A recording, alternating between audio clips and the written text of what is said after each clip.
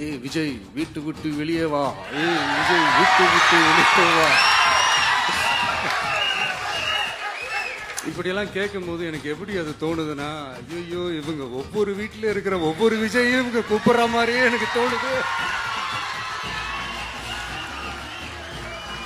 அப்படிதான் எனக்கு தோணுது. அதனால பொறுங்க பாஸ், வருவாங்க, முறையா வருவாங்க.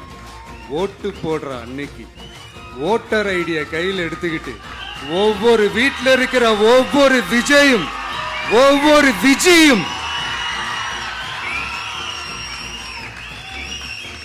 பூத்து பூத்தா காலையிலேயே வந்து நிப்பாங்க பாருங்க.